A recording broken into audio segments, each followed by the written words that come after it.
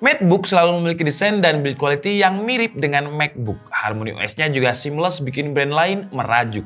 Dulu dikomplain karena webcamnya yang bungkuk. Sekarang udah diperbaiki karena banyak netizen yang ngamuk. Ya udah nggak usah kebanyakan carmuk. Selamat menonton sang penakluk.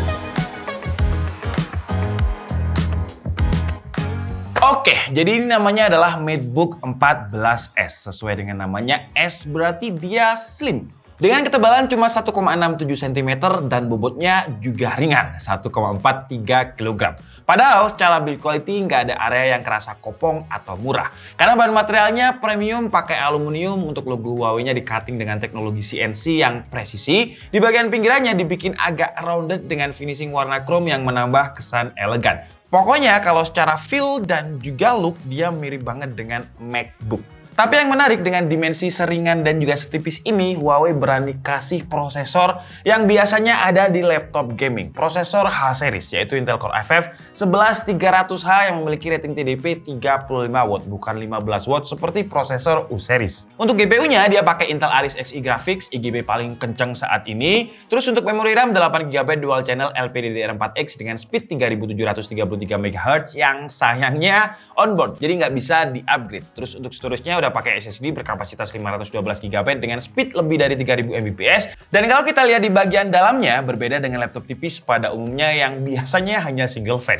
Di Huawei MateBook 14S sistem coolingnya dual fan yang dinamakan Huawei dengan Huawei Shark Fin. Di brand lain sebenarnya udah lumayan banyak laptop tipis yang udah pakai prosesor seri H, tapi biasanya penyakitnya adalah panas. Jadi apakah dengan Huawei Shark Fin-nya ini bisa mengalahkan prosesor seri H dari Intel Core i5? Pertama, seperti biasa kita look di Cinebench R15 dengan kondisi laptop dicas, power window-nya ada di best performance.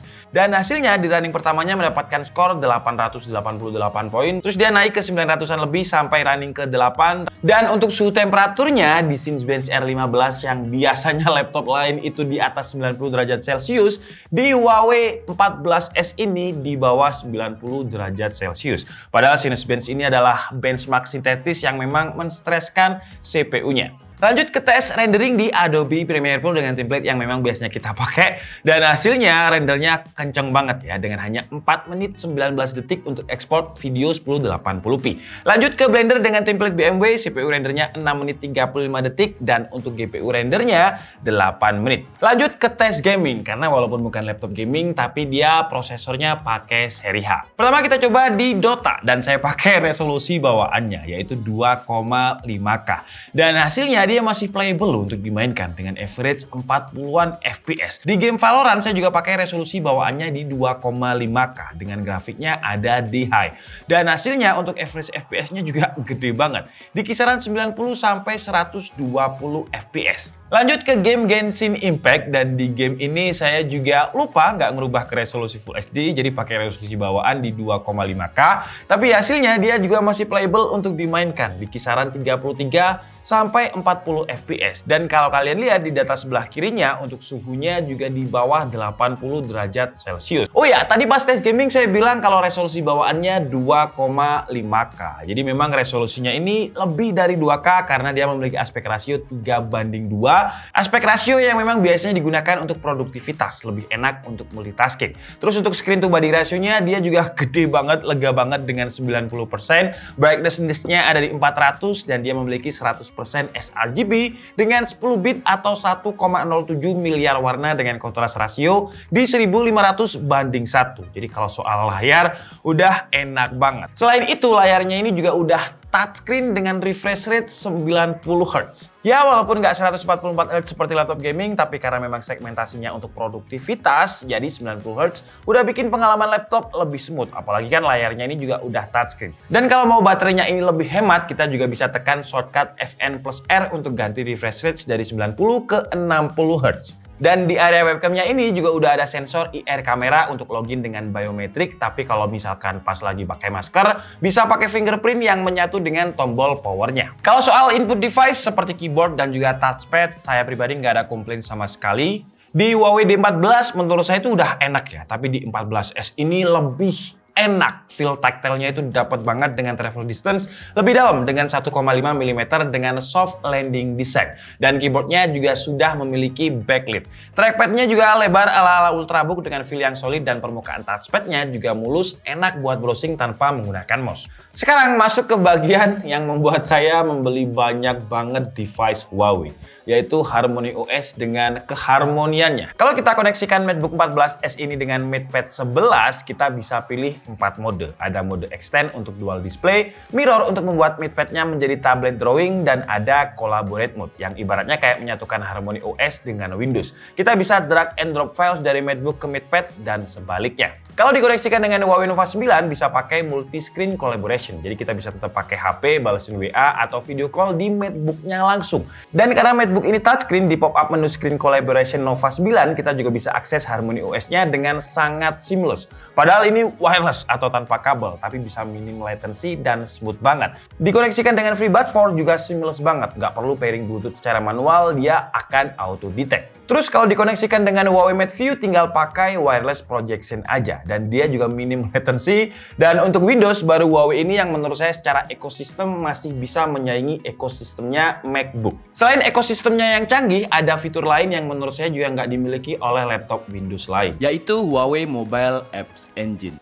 di mana kita bisa membuka aplikasi mobile tanpa harus menggunakan emulator seperti BlueStack dan teman-temannya. Buat yang suka live di Instagram, TikTok, atau pengen pakai app mobile tapi di laptop dengan mobile apps, nggak perlu ribet-ribet lagi, tinggal buka aja aplikasinya. Dan biasanya saya itu paling males kalau misalkan disuruh bahas speaker dari sebuah laptop yang tipis, karena suaranya ya bakalan gitu-gitu aja, asalkan ada suaranya. Tapi di Huawei MateBook 14S ini beda ya. Dia memiliki 2 bass dan juga 2 tweeter dengan teknologi Huawei Sound yang suaranya itu kayak muter gitu. Suara bassnya imersif untuk sebuah laptop tipis, clarity-nya juga dapat, dan harus saya akui, ini adalah salah satu audio terbaik di laptop tipis yang pernah saya review.